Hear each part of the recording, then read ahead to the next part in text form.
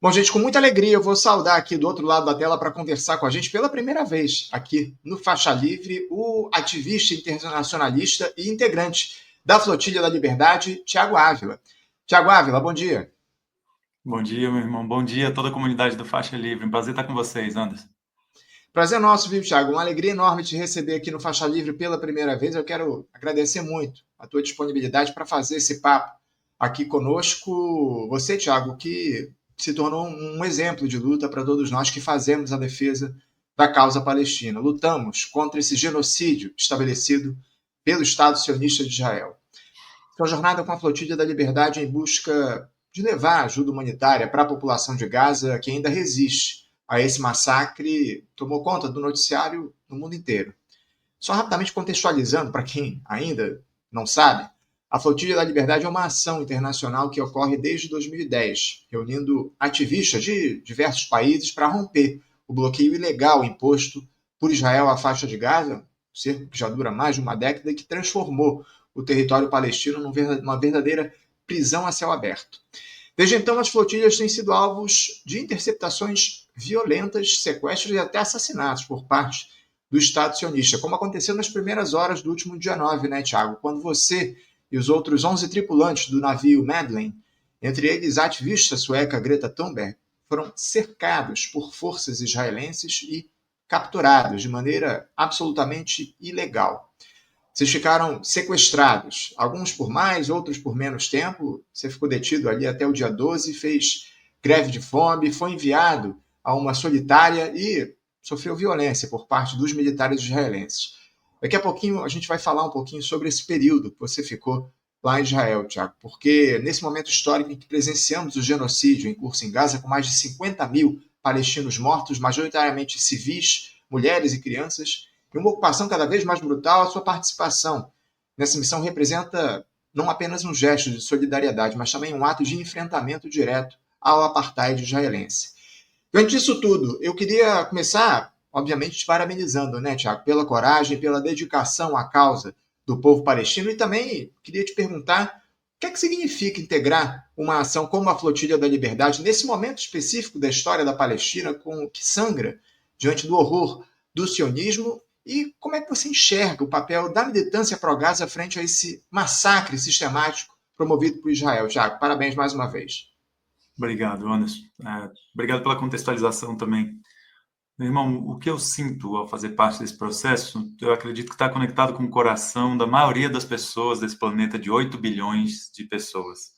É que matar crianças de fome está errado, gente. Bombardear hospitais, escolas, creches, bairros residenciais está errado. Cometer 8 décadas de genocídio, limpeza étnica, estruturar um estado de colonização e de apartheid, é, conduzir esse Estado e esse projeto por uma ideologia racista e supremacista que pensa que é superior aos povos originários daquele território, que é a forma que o sionismo trata, desumanizando, promovendo toda forma de racismo e toda forma de violação, isso está errado.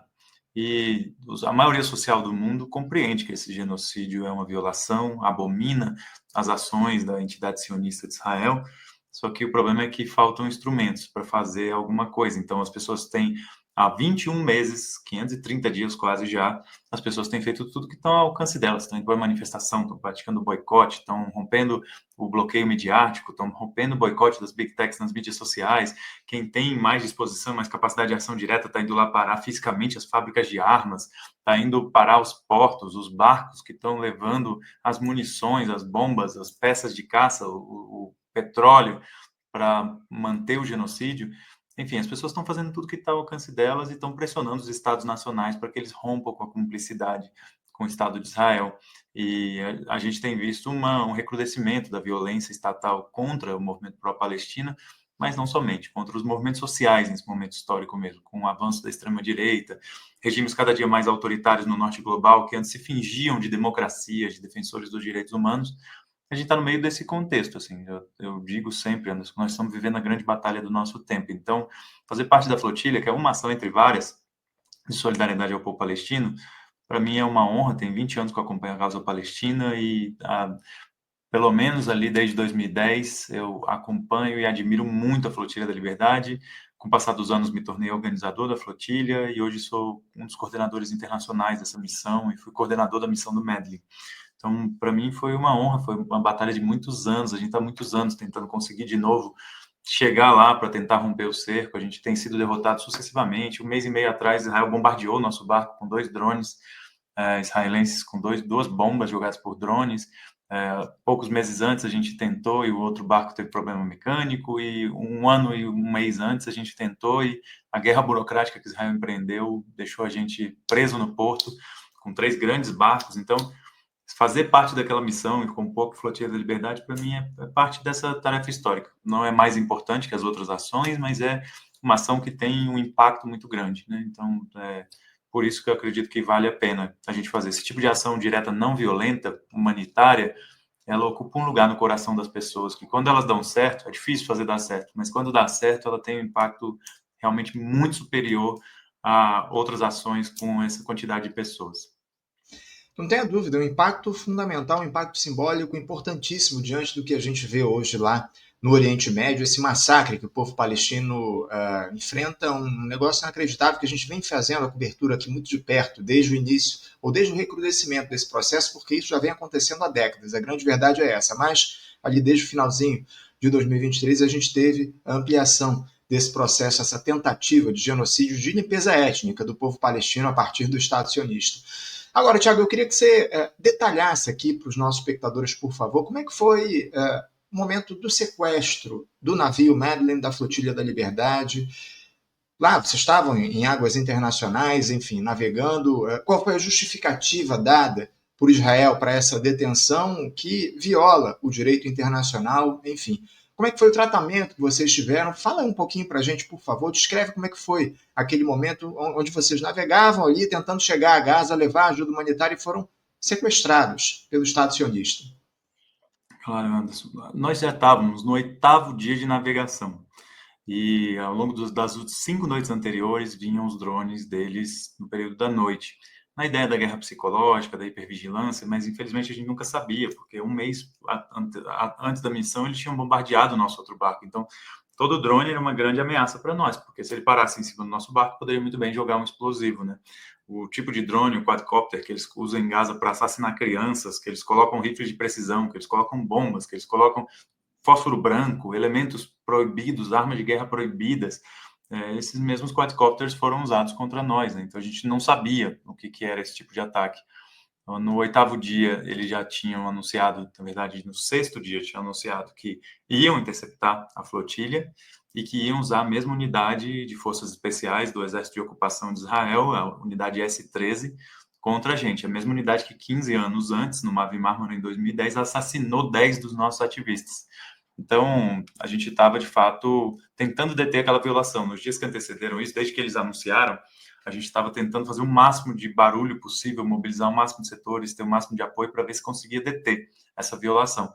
Como você falou, Anderson, a gente estava indo rumo a Gaza, levando ajuda humanitária, e a Corte Internacional de Justiça, no processo que a África do Sul abriu contra Israel pelo crime de genocídio, houve uma decisão liminar no ano passado da Corte Internacional de Justiça que proibia Israel ou qualquer outro país de impedir a ajuda humanitária de chegar em Gaza. Então, a gente estava amparado pelo direito internacional, a própria lei dos mares, nós estávamos a mais de 100 milhas náuticas, então muito distante ainda do território marítimo israelense, e a gente não iria para lá, a gente estava indo para Gaza, que é território marítimo palestino. Embora Israel tente colonizar e tomar aquele território, o direito internacional não diz isso. Então, pelo direito internacional, a nossa ação é totalmente legal e protegida pelo direito internacional. O problema é que Israel é um Estado pirata, que viola todo o direito internacional, que comete crimes de guerra sucessivos, que não tem nenhum respeito pela humanidade ou por qualquer outro valor que a gente tenta trazer no sentido de bons conviveres no nosso planeta. É um sistema que explora, oprime, destrói a natureza e que comete genocídio, então não tem muito o que esperar deles, mas a gente tem que desafiar. Então a gente continuou, mesmo sob as ameaças deles, a gente continuou nosso trajeto, até que na madrugada do dia 8 para o dia 9, como você citou, os drones, primeiro os drones estavam mais intensos naquela noite, depois eles passaram com duas lanchas rápidas bem na nossa frente, cruzaram e desapareceram atrás, era uma noite um pouco escura, 3 grandes embarcações começaram a cercar a gente pela frente, pelos lados, ainda a uma distância considerável, A gente soou o alarme, mas eles não fizeram um ataque ou uma interceptação imediatamente. Cerca de 1 hora depois, começaram a vir os drones aí sim, em cima do nosso barco, quadcopters, daqueles modelos, dos modelos mais mortais que eles têm, e aí começaram a jogar luz, a fazer barulho, começaram a jogar elementos químicos, uma tinta branca, um pó preto, uma série de coisas. Eles já estavam interceptando o rádio, o nosso sistema de navegação eles já tinham desabilitado 5 horas antes, a gente estava navegando no manual, e além disso eles estavam interceptando o rádio, para que a gente não conseguisse pedir socorro a ninguém.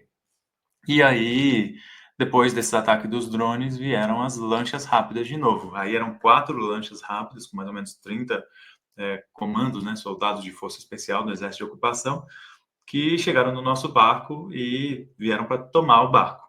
Quando a gente entendeu que era uma interceptação, nesse processo de coordenação, Anderson, a gente sempre orientou os nossos participantes que existem 4 cenários que pode acontecer numa missão da flotilha. Quando a gente convidou a Greta, quando a gente convidou a eurodeputado Lima Hassan, quando a gente convidou todas as demais pessoas, a gente falou, olha, podem acontecer 4 coisas.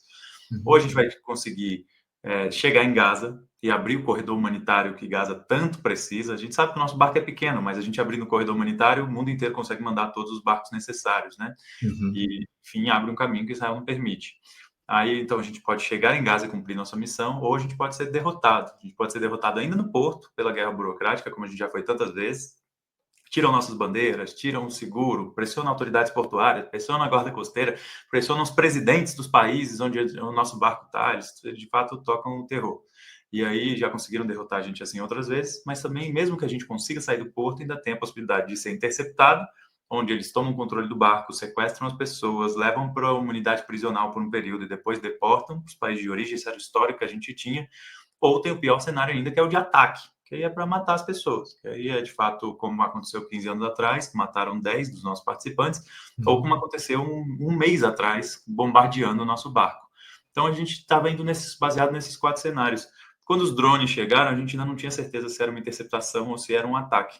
Então, eu era responsável por treinar a nossa equipe em ação direta não violenta, nos procedimentos para fazer, e aí eu pedi para as pessoas assumirem a posição caso fosse um ataque, de pegar cobertura e, de fato, não ficar exposto ali, porque os mesmos drones que estavam ali jogando aquela tinta, aquele mesmo modelo também pode ter os rifles de precisão, com inteligência artificial, com o tiro, eles chamam de smart shooting, aquela tecnologia que eles escolhem no monitor a área do corpo que eles querem atirar, clicam para disparar e ele espera as condições perfeitas de vento e deslocamento para dar um tiro certeiro naquela parte do corpo que foi designada ali pelo operador do drone. Então, a gente estava ali se protegendo como se fosse um ataque, mas depois, quando as lanchas chegaram, a gente entendeu que aí sim era uma interceptação. E aí, pedi para todo mundo ir para suas posições. No caso de interceptação, todo mundo já tinha o seu lugar específico, onde ficar, como a gente protegia a equipe da tripulação, como a gente, na escada que ia para dentro do barco, como a gente garantia que as nossas companheiras mulheres estivessem distante dessa escada, porque eles têm um histórico muito grande de violência sexual, estupro e todo tipo de violação. Então, as companheiras mulheres ficaram distantes daquela escada. Como a gente garantia que o primeiro lugar que eles chegassem tivessem os militantes mais experientes no sentido de repressão policial e até de agressão física. Então, eu estava na quina, que seria o primeiro contato com as forças de ocupação. Eu era o responsável por essa negociação. Então, a gente calculou exatamente isso. Quando a gente entendeu que era uma interceptação, foi todo mundo para essa posição. Chegou um momento em que eles já estavam chegando e que a gente tem esse protocolo de jogar todos os telefones no mar, porque eles roubam os telefones, eles roubam os dados e usam os dados para fazer mal às nossas famílias, fazer mal ao movimento de solidariedade. O Mossad é uma força assassina. Então, a gente, de fato, como sabe que eles iam roubar os equipamentos mesmo assim, a gente tinha chance ainda de salvar os dados e as informações e preservar nossas famílias, o movimento de solidariedade no geral. Então, todo mundo jogou os telefones fora, no mar, e aí eles vieram, só que dessa vez todas as outras, a flotilha criou esse nome em 2010, mas desde 2007, quando cria o cerco legal, vinha se tentando romper esse cerco com barco. Em 2008, as 5 primeiras missões conseguiram chegar em Gaza. Ainda não se chamava flotilha, ainda era o movimento Free Gaza. E aí, depois disso, todas as outras foram interceptadas. O que aconteceu, Anderson, é que quando eles interceptam uma missão, ao longo de 17 anos, eles faziam isso com profunda violência, com torturas, com agressões severas, muitas ameaças, ameaças e ameaças, negando às pessoas acesso à água, acesso à comida, acesso a banheiro, a todas as outras coisas. Exceto uma vez. Em 2016, a flotilha lançou uma missão exclusivamente de mulheres. Era o barco de mulheres para Gaza. E aí esse barco tinha essa questão da simbologia da não violência, tinha essa simbologia da luta feminista também para libertar e solidariedade para romper o cerco. E aí Israel resolveu dar um contra-ataque midiático. De ao invés deles irem com soldados e agredir todo mundo, torturar todo mundo como fez das outras vezes, eles mandaram um barco só de mulheres também, sem uniforme, com boné, com camisa polo, com pranchetinha, perguntando como que as companheiras estavam. Estavam bem, se não estavam bem. E sequestraram do mesmo jeito, prenderam do mesmo jeito, mas a abordagem foi uma abordagem para fazer uma operação midiática. E dessa vez, foi a segunda vez em 17 anos que, ao invés deles torturarem, baterem e violarem todos os direitos das pessoas, eles vieram fazer de novo uma operação midiática. Então, eram soldados com todos os fuzis, tudo, mas quando eles chegaram no barco, eles já falaram: a gente não vai agredir vocês, a gente vai tomar esse barco sem nenhum tipo de violência, como se o sequestro não fosse uma violência. E aí depois eles filmavam a gente enquanto eles entregavam garrafa de água, entregavam sanduíche para as pessoas, para fazer um circo midiático em torno disso, né? Então esse foi o processo que a gente ficou 20 horas sob custódia deles sequestrados no nosso próprio barco, enquanto eles desviavam o curso que a gente tinha para Gaza, para ir para o porto de Ashdod, em Israel, expulsavam toda a imprensa do porto de Ashdod, esperaram anoitecer para a gente chegar, e nesse período todo ficavam filmando a gente, ofereciam a comida, a água, estavam lá filmando como se fossem boas pessoas, os fuzis estavam logo ali atrás das câmeras. Então, não tinha muito o que as pessoas pudessem fazer. Foi assim que a gente chegou em Israel.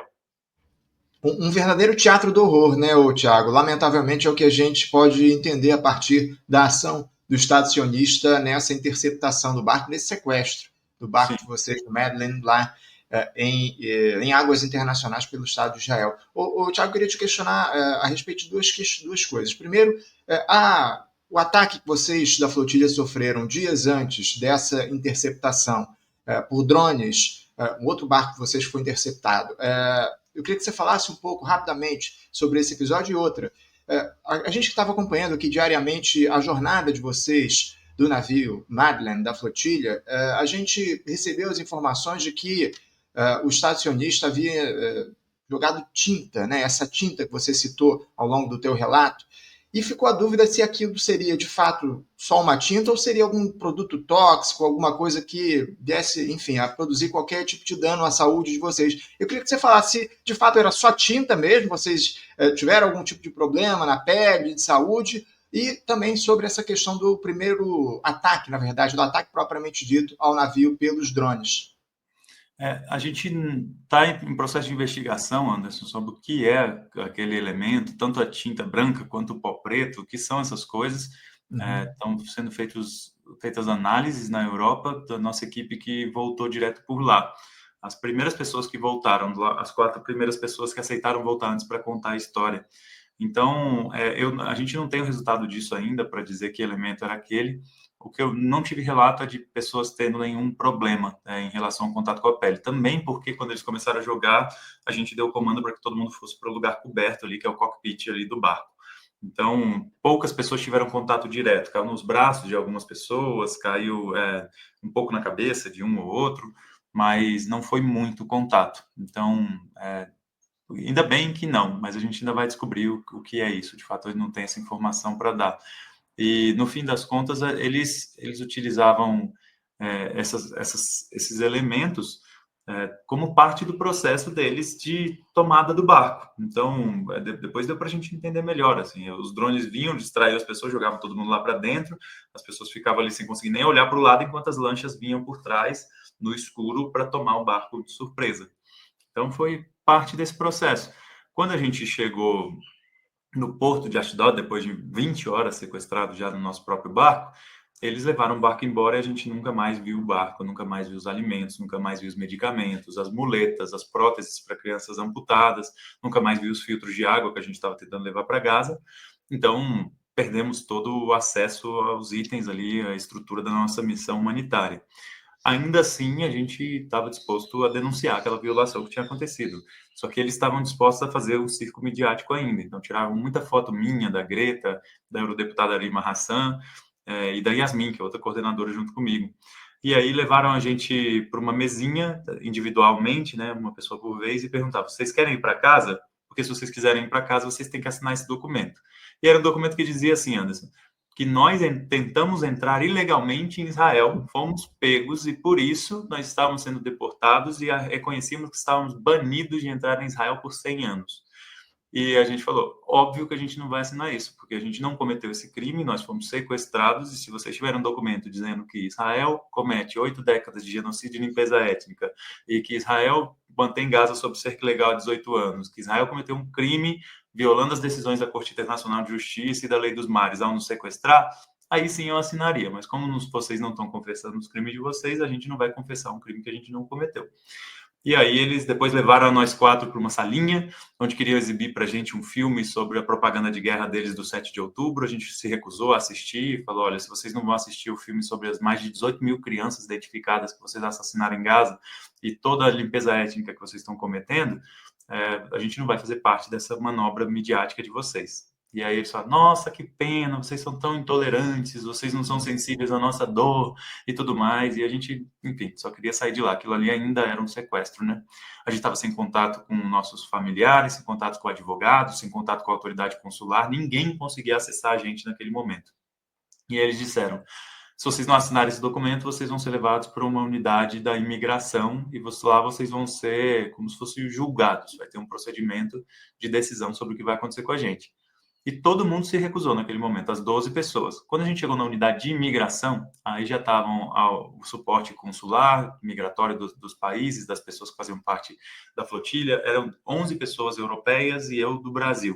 Uhum. E aí tinha também o nosso coletivo de advogadas voluntárias, que são palestinas com cidadania israelense, mas que sofrem profunda repressão e profundo preconceito lá, né, no Estado colonial de Israel.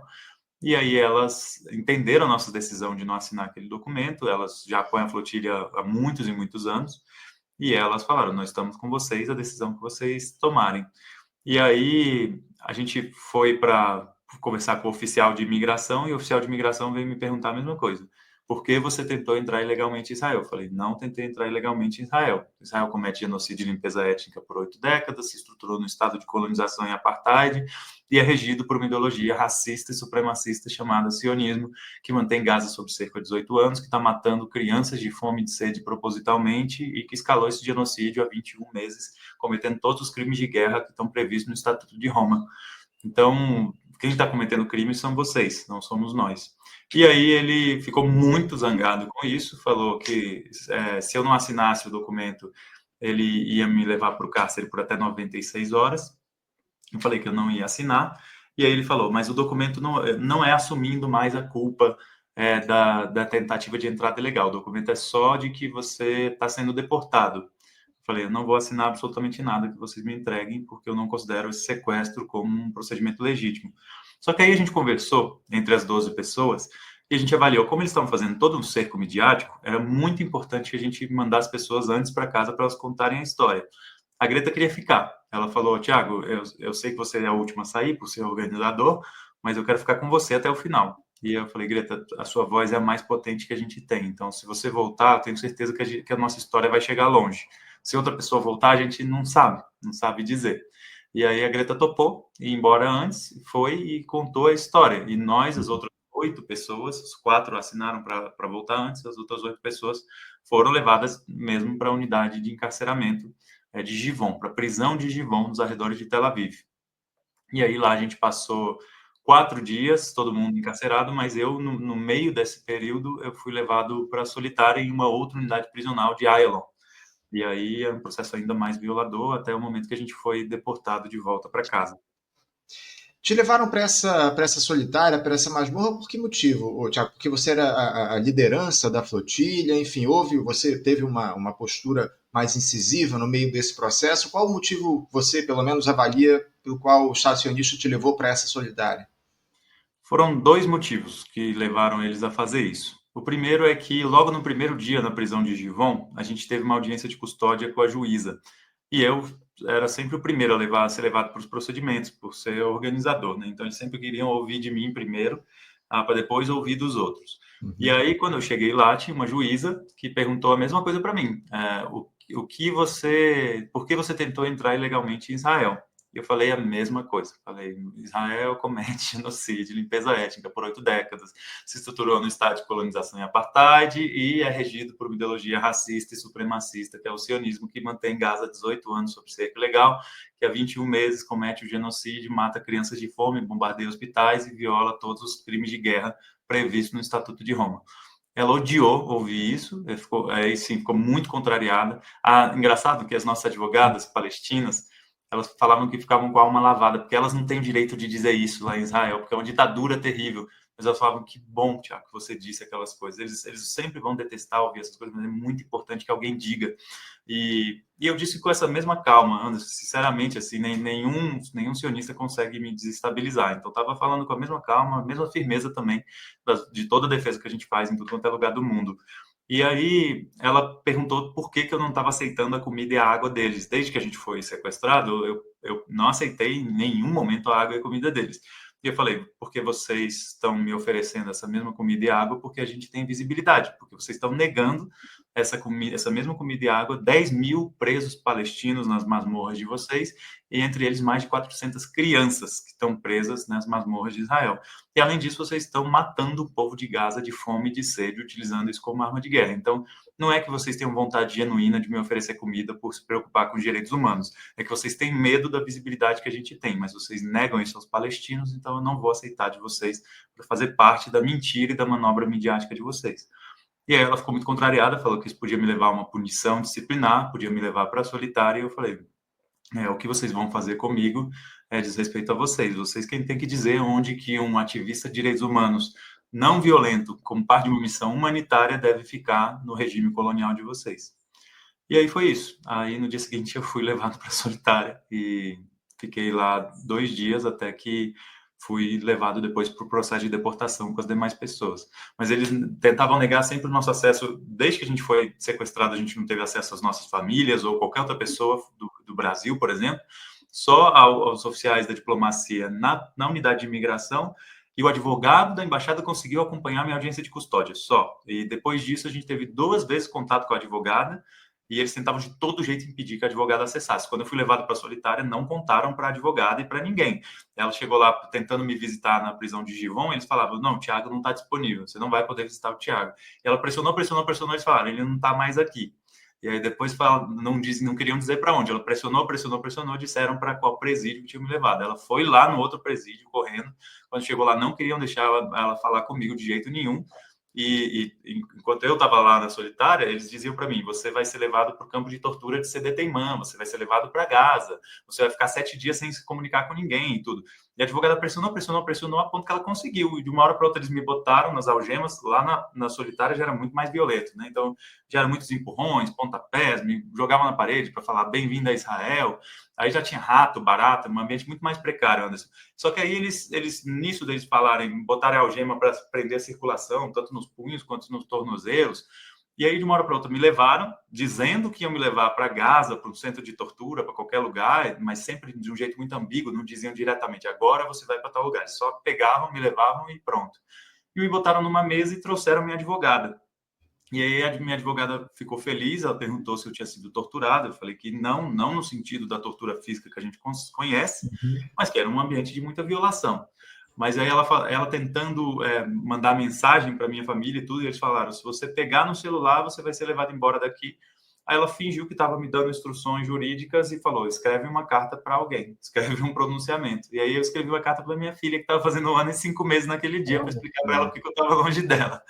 E aí foi isso. Depois, mal terminou de escrever a carta, já levaram ele embora, me levaram de volta lá para a cela. E aí eu fiquei lá até o dia seguinte, quando fui levado para a deportação. Um relato impressionante desses momentos que você passou lá na prisão do Estado sionista, sequestrado por Israel. Para a gente fechar esse relato, Tiago, você fez greve de fome durante esse período. Eu queria que você falasse um pouco dos motivos que te levaram a fazer a greve de fome. Como é que se deu o processo de retorno seu ao Brasil? Porque você se recusou a assinar aquele documento de deportação.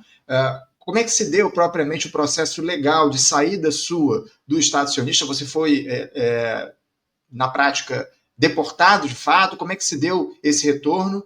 E, para fechar aqui, Você pretende entrar com alguma ação? Você está vendo isso com seus advogados, com talvez o Itamaraty, algum tipo de ação contra esse sequestro de todos vocês, contra o roubo do barco, dos objetos pessoais que ficaram ali no navio Madeleine, enfim. Fala um pouquinho sobre as ações jurídicas, sobre a greve de fome e também sobre esse processo de retorno ao Brasil. Isso é bem importante, Anderson. Sobre a questão da greve de fome, era uma questão por princípios, se eles negam aos palestinos, mais de 10 mil palestinos presos, entre eles mais de 400 crianças, e negam ao povo de Gaza, eu não via sentido aceitar, porque não era genuíno, eles estavam oferecendo só porque a gente tinha visibilidade, se a gente não tivesse, a gente ia ser negado do mesmo jeito, essas mesmas coisas. Além disso, a juíza na audiência de custódia perguntou, você tem alguma demanda? Eu falei, olha, as demandas que a gente tem é devolva nosso barco, devolva nossos alimentos, medicamentos, todos os itens da missão humanitária, garanta que todas as pessoas consigam sair daqui livres, sem nenhum tipo de punição, parem o cerco ilegal de Gaza, que já dura 18 anos, e parem o genocídio. Aí a juíza falou, a gente não vai fazer essas coisas, né? Aí eu falei, então eu espero que você compreenda que as nossas missões vão continuar, e se vocês nos sequestrarem novamente, em breve a gente deve se ver outra vez. E aí foi assim, a questão da greve de fome e de sede. Essa é uma tática que os palestinos utilizam historicamente na Palestina ocupada, nas masmorras de Israel, para denunciar situações de violação. Então, inspirado pelo povo palestino, em solidariedade a ele, eu fiz também. Sobre a questão da forma como se deu a deportação, eu estranhei muito, sinceramente, depois olhando a cobertura aqui no Brasil, de gente dizendo, tratando como se eu tivesse sido uma pessoa intransigente por não assinar um documento de deportação. Mas é estranho que as pessoas tinham expectativa que eu assinasse um documento que dizia que eu cometi um crime que eu não cometi. Isso para mim não fez nenhum sentido, Anderson. E qualquer pessoa que tem ciência, que tem alguma experiência de luta social, sabe que eles vão tentar utilizar essas coisas e que se você assina, se você consente, depois isso vira um processo jurídico muito pior, muito mais desvantajoso. Então a gente não ia assinar absolutamente nada porque a gente não cometeu nada, a gente não quer validar os processos judiciais deles ali e toda a forma de perseguição deles. Então não pode assinar, não faz sentido assinar. E aí foi muito estranho a imprensa tratando como se a gente fosse intransigente. E como a imprensa não sabia de nada, ficou tratando ainda assim, mas a Greta assinou e voltou, e o Tiago intransigente ficou, né? Porque justamente isso, tentando trazer a ideia de uma pessoa irresponsável e tudo mais. Mas Greta e as outras 3 pessoas, a gente fez um acordo de que eles assinariam não a confissão, mas um documento que reconhecia que estavam sendo deportadas, para contar a história, porque senão nem eles assinariam, porque ninguém cometeu crime nenhum ali, exceto a entidade sionista de Israel. E aí, quando eles levaram a gente de volta, me tiraram da prisão de Ayalon para levar de volta para a prisão de Givon, onde eu encontrei de novo as pessoas, o coordenador da prisão veio e me mostrou as passagens de todo mundo. Falou, Tiago, aqui, você falou que você só aceitava sair se você fosse o último, o seu voo não é o último a sair, mas o seu voo é o último a chegar em casa. Você mora muito mais longe que todo mundo, então todo mundo vai chegar em casa antes de você. A gente não tem um voo antes para essas outras 3 pessoas, era um voo para Paris e um voo para Amsterdã. E aí, mas eles vão chegar em casa ainda assim antes de você. Aí a gente conversou com todas as pessoas, a gente resolveu aceitar, e aí fomos. Aí fomos levados lá para o aeroporto. Todo esse processo com muita violação, muita tentativa de humilhação e essas coisas, só que a gente estava com a moral alta, sinceramente. Assim, eles tentavam humilhar a gente ao longo desses 5 dias, e eles não conseguiam, porque a gente não abaixava a cabeça para eles, a gente não cedia, a gente não mostrava que a gente estava sofrendo, a gente não pedia coisas para eles, porque a gente não queria submeter a isso. Então, tentamos usar a tradição de militantes da esquerda revolucionária em cárcere, que é de manter a dignidade a todo custo e não ceder ao processo repressivo lá dentro. E aí a gente foi gradativamente sendo levado para os aviões, sem ter acesso a nada, sem acessar o passaporte, sem poder falar com ninguém, sem acessar nossas malas. E aí as malas eram levadas direto para o avião, o passaporte era entregue para a equipe do comissário de bordo e para o comandante da aeronave, e a gente era botado lá na cadeira, lá no final, sem conversar com ninguém. E aí foi assim que a gente chegou no Brasil. Quando eu cheguei no Brasil, finalmente pude rever minha família, minha esposa, minha filha, estavam lá esperando no aeroporto com uma multidão de gente, de todas as organizações da esquerda que eu conheço que são solidárias à Palestina, com um pelotão ali de imprensa também, para fazer uma coletiva de imprensa, e lá, logo que eu cheguei, estava tão feliz, mas logo que eu cheguei, eu tive 3 notícias horríveis. falaram no meu ouvido assim, Thiago, você precisa saber que os 3 não voltaram, os 3 que vieram depois de você. Eu falei, como assim não voltaram? É porque tem uma segunda notícia, Israel bombardeou o Irã, e aí fechou os aeroportos, e o governo brasileiro não só não rompeu relações com Israel por conta da flotilha, mas o presidente Lula nem se manifestou sobre a flotilha. E aí foram 3 coisas que, pô, me arrebentaram ali. Eu tô na coletiva de imprensa, aquele batalhão de gente, Anderson. E eu falei, pô, tem que passar a mensagem política, e passei, mas sinceramente eu estava muito, muito, muito triste naquele momento, assim. E foi assim. Eu imagino o teu sentimento ali naquele momento de incredulidade, acima de tudo, por conta da inação do governo brasileiro, que já dura já aí mais de um ano e meio. O governo não rompe. A gente daqui a pouquinho vai falar sobre essa postura do governo Lula em relação ao Estado sionista. Mas só para a gente fechar, você pretende entrar com alguma ação contra o Estado sionista diante de todas as violações que vocês passaram por lá? A gente foi no Instituto Médico Legal, quando eu cheguei, para documentar as formas que estavam no meu corpo e tudo. A gente tinha, inclusive, decidido na prisão que a gente não ia falar sobre os maus tratos, sobre as lesões do Uhum. corpo, essas coisas, as doenças até que vieram nesse processo, mas a gente só resolveu falar porque 3 ficaram para trás. E aí a gente precisava contar para o mundo que eles não estavam bem, que ali não era um ambiente ok, não, de ficar. E aí a gente mudou de ideia e decidiu contar. É, e aí eu fui no Instituto Médico Legal, a gente registrou um processo de ocorrência que está sendo direcionado à Polícia Federal. Eu não tenho informes disso. Eu e todas as pessoas participantes da flotilha temos o desejo de responsabilizar Israel por tudo que ele fez. E entendendo que o que fizeram com a gente é uma pequena fração do que fazem com o povo palestino, né, Anderson? Então, no fim das contas, a gente quer levar tudo até as últimas consequências de responsabilização do terrorismo de Estado que Israel promove, mas pouca esperança na institucionalidade, que se não consegue parar um genocídio e todas as violações do direito internacional que Israel comete, não vai ser exatamente no nosso caso que a gente vai conseguir deter judicialmente esse processo. Isso é uma tarefa dos povos, se mobilizando, criando um levante global, se rebelando, pressionando os estados nacionais a romper com a cumplicidade, com o silêncio covarde, e, enfim, fazendo a luta dos povos. Não é só o povo que salva o povo, não tem como delegar e terceirizar essa tarefa para ninguém. Não tenha dúvida, não tenha dúvida, só o povo salva o povo. Essa mensagem que tem que ficar. Ô, Thiago, chegaram muitas mensagens chegando aqui. Eu vou colocar aqui o superchat que a Laline mandou aqui pra gente, a Laline Casais. Obrigado, viu, Laline, pela mensagem. Diz aqui o seguinte: Thiago, durante seus dias em greve de fome, toda colher de qualquer coisa que eu colocava na minha boca e todo gole de água que eu tomava descia indigesto. E continua indigesto até hoje diante do genocídio em Gaza.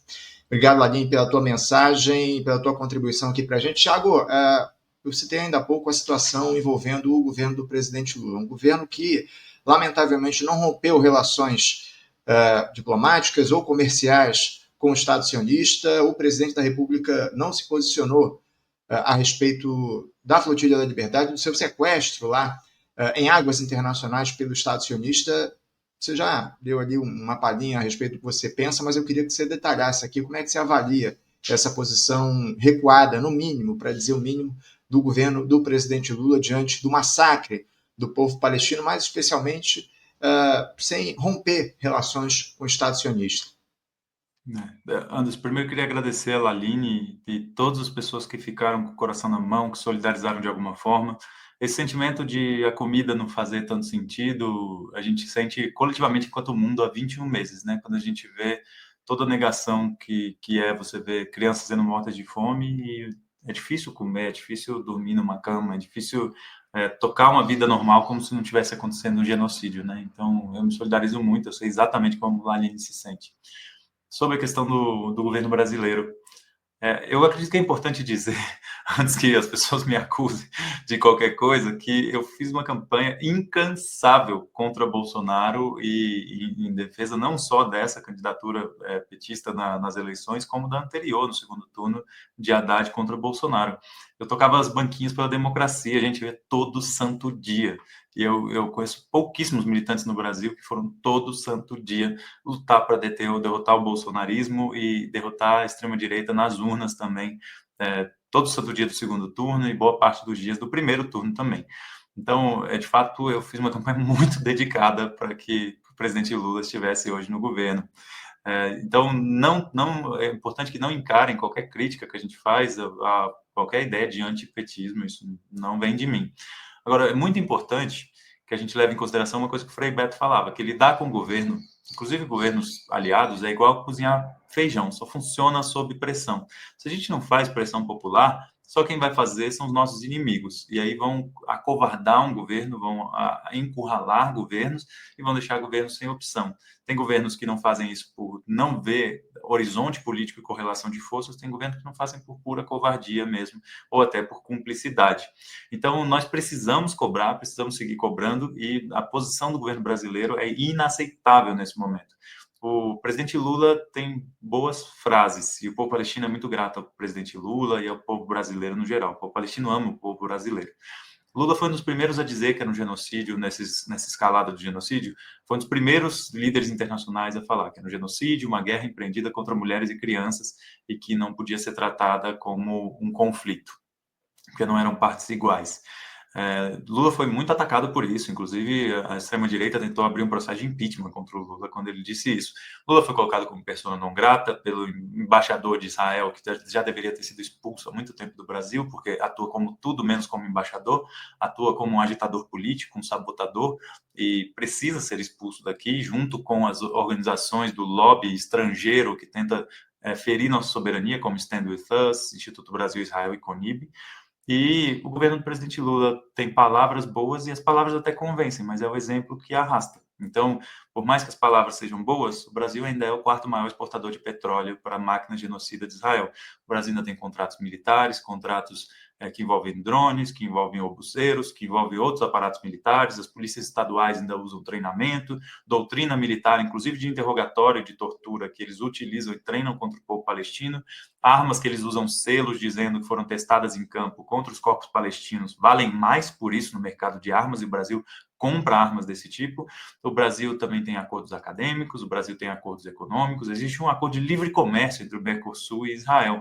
Então tem uma série de condutas inaceitáveis que envolvem ainda assim uma cumplicidade do Estado brasileiro com a entidade genocida de Israel. Isso precisa acabar, gente. Tem gente que fica pensando que é muita intransigência falar de romper relações. Só que quando a humanidade derrotou o apartheid na África do Sul, foi utilizando métodos como esse, foi isolando, foi estrangulando economicamente aquele regime odioso que precisava acabar, que ele enfim se viu sem horizonte. Obviamente, a resistência do povo naquele território, o povo sul-africano lutando pela sua liberdade, a solidariedade internacionalista de diversas formas, países promovendo boicote, desinvestimentos, sanções, e até o povo cubano lutou em armas lá contra as tropas do apartheid, importante que se diga, em Angola e Namíbia, né? Então, juntou todas as táticas e as formas de luta para derrotar aquele regime odioso. O mundo já derrotou o apartheid na África do Sul, já derrotou o nazismo, o fascismo, e agora a gente precisa derrotar o sionismo. Sem uma postura de coragem, isso não vai acontecer. A gente precisa cobrar as lideranças do mundo. Eu tento ser generoso, Anderson, com o presidente Lula, dizendo o seguinte: momentos como esse têm o potencial de engrandecer lideranças mundiais muito. Inclusive, Nelson Mandela, quando acabou o apartheid, depois de ficar 27 anos, quando terminou, ele falou assim: sabemos que a nossa liberdade não será completa enquanto o povo palestino também não for livre. Gandhi também dizia isso, de que aquela terra é dos palestinos e deve ser respeitada, e a paz deve ser mantida. Grandes lideranças da história da humanidade não se acovardaram diante da injustiça. Momentos como esse podem engrandecer, e existe uma janela para uma grande liderança do sul global emergir nesse processo e buscar a paz verdadeira, como elas podem se apequenar, se acovardam. Eu espero que o presidente Lula não se acovarde e não se apequene, porque esse silêncio e essa prática que não é condizente com as poucas palavras que saem sobre isso ainda é profundamente decepcionante. É decepcionante, para dizer o mínimo, como você traz aqui para a gente a postura do presidente da República diante desse processo que a gente vem observando há meses lá em Gaza. Tiago, a gente acompanhou aqui o noticiário, especialmente nas redes sociais, a gente via, por incrível que pareça, muitos militantes que se dizem de esquerda criticando a tua ação com a Flotilha da Liberdade, dizendo que você queria mídia, que você queria repercussão, enfim.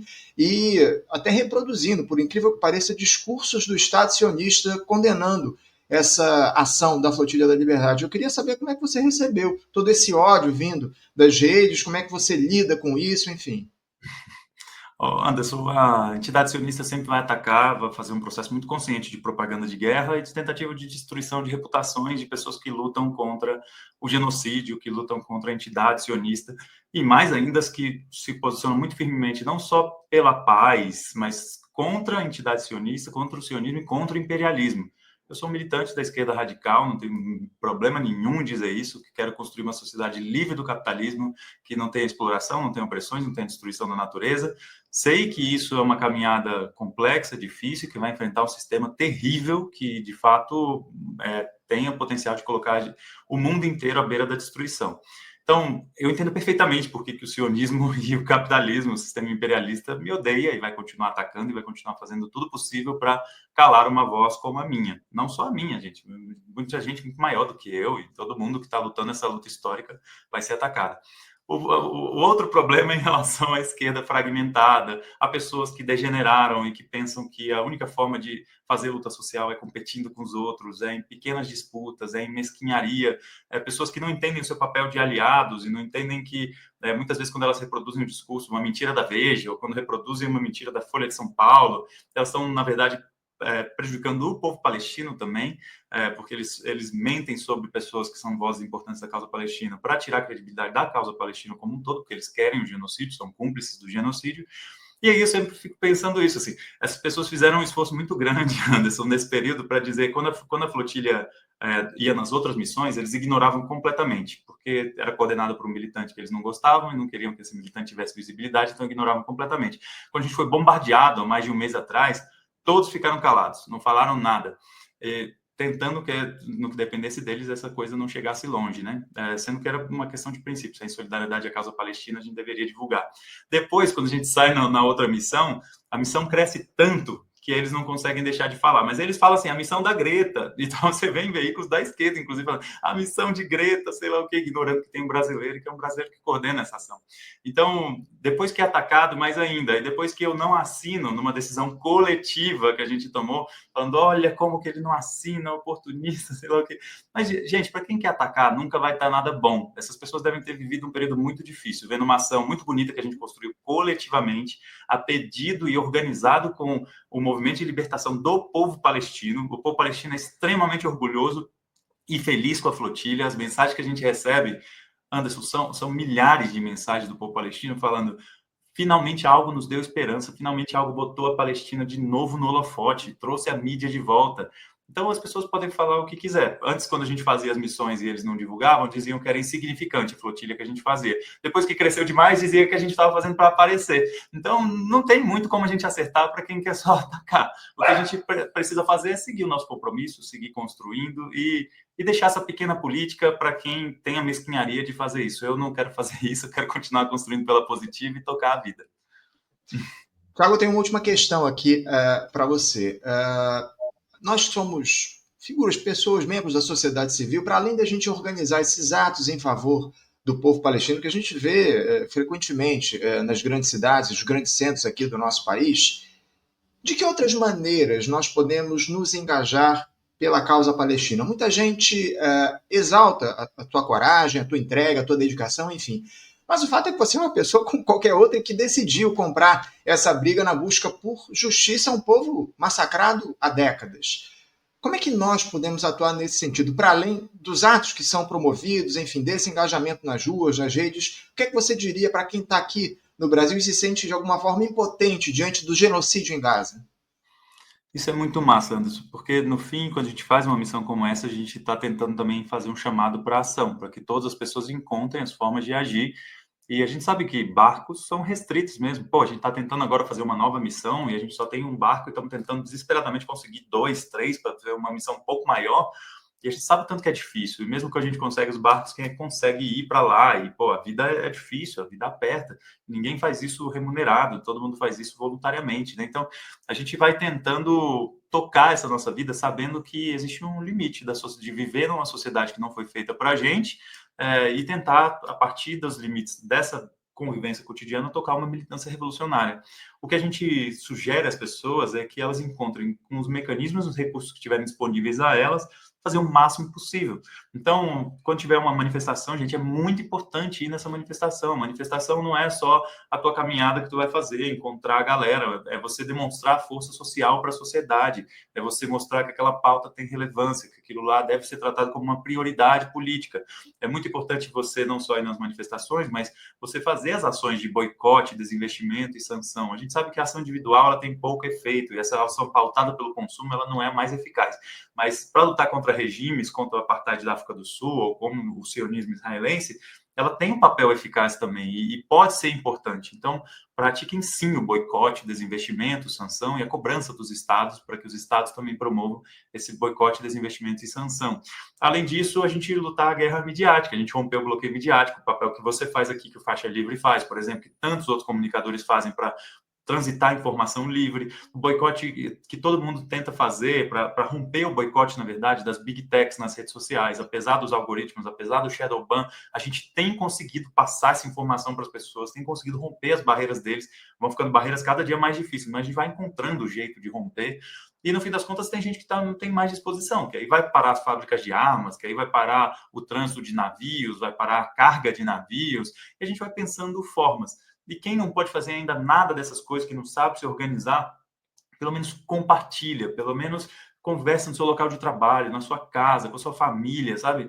Garanta que esse assunto está vigente, porque não é distante de nós. O que acontecer com o povo palestino, muito provavelmente vai ser o futuro de toda a humanidade. O sistema capitalista, na sua etapa imperialista, tem os mesmos planos para a classe trabalhadora mundial.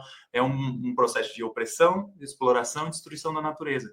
Então, nós precisamos garantir que a gente lute essa batalha agora. A gente não deve esperar as bombas do imperialismo chegarem aqui no Brasil para a gente lutar contra ele, ou as prisões de Israel e todas as violações do sionismo chegarem aqui para a gente lutar contra ele. A gente tem que lutar nesse momento onde ela se manifesta com as maiores contradições. E se a gente vence o imperialismo e o sionismo na Palestina, a gente sabe que a gente está construindo uma nova etapa histórica onde o sionismo e o imperialismo, de fato, não vão conseguir destruir o mundo, que é o plano deles. Então, é a nossa tarefa.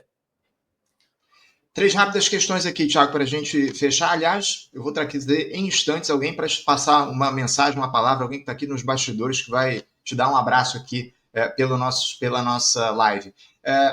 Você, nesse processo odioso de violações que você sofreu lá em Israel, parece ser contraiu sarna, não é isso? Um negócio que a gente tomou conhecimento aqui, eu queria que você falasse sobre isso.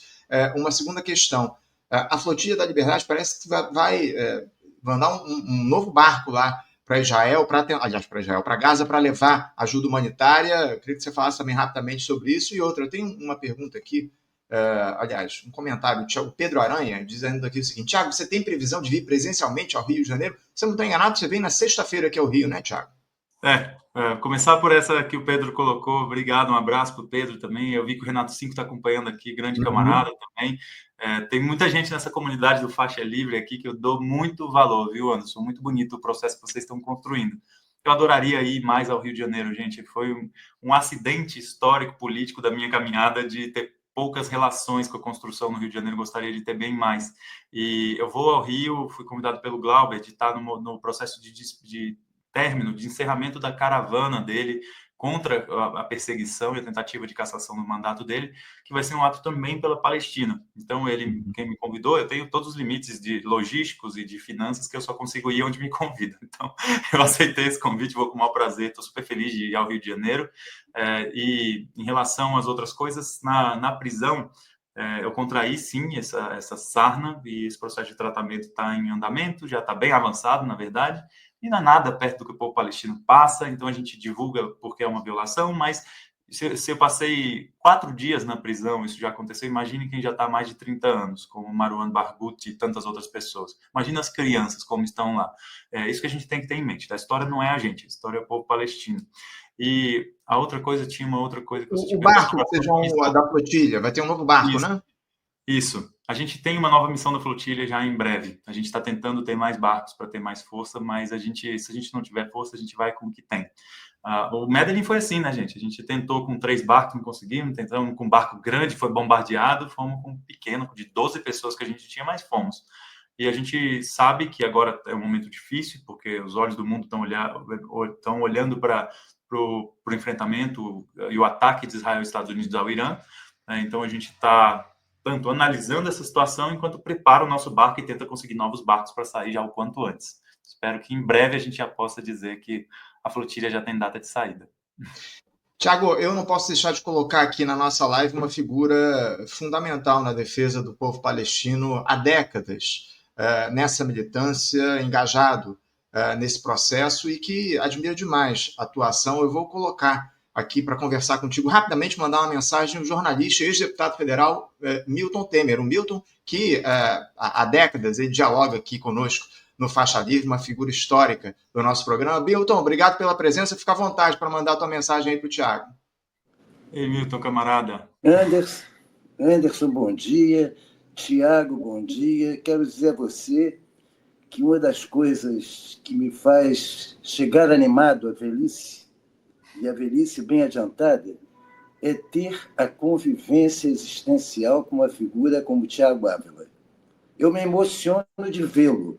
Eu me emociono não só da ação prática dele, mas da capacidade que ele tem de... Ele põe na realidade concreta o conceito marxista de quem formula teoria para fundamentar a prática.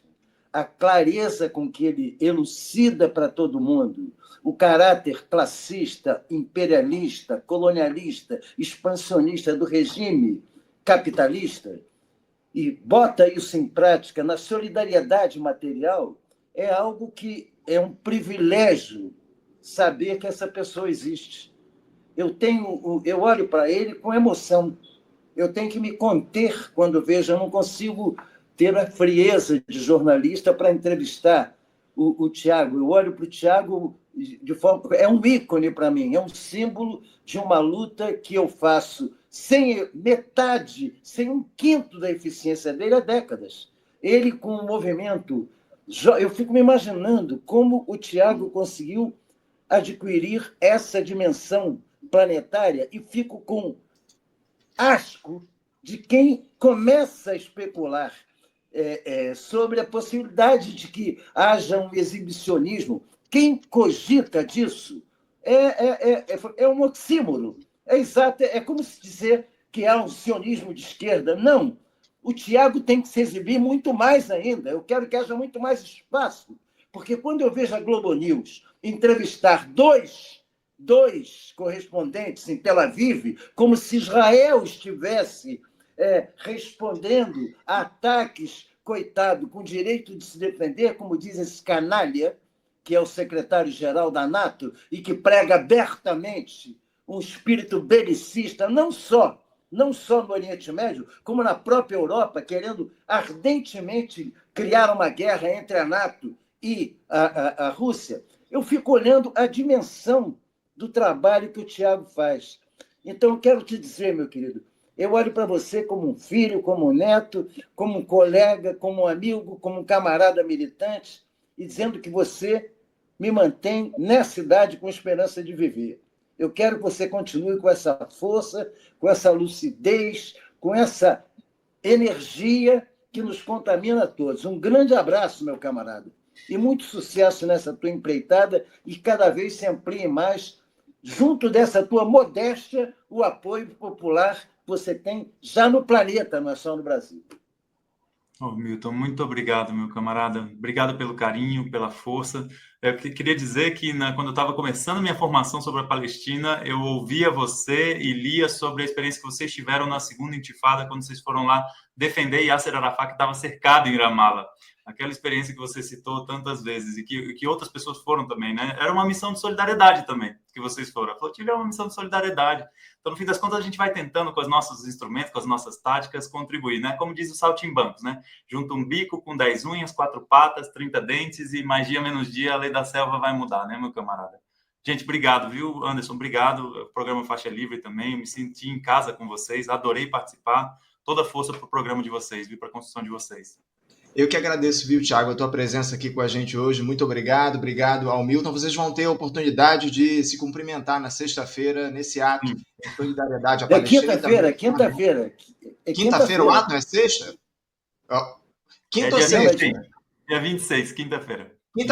Quinta-feira o ato aqui no Rio de Janeiro, vocês vão poder se cumprimentar. Quero agradecer muito a presença de Thiago aqui com a gente. Obrigado, viu, Thiago? Uma boa luta para vocês, seguimos juntos. Obrigado, companheirada. Tamo junto. Um abraço. Grande abraço. Até a próxima. Milton, daqui a pouquinho eu te chamo para a gente conversar aqui no programa.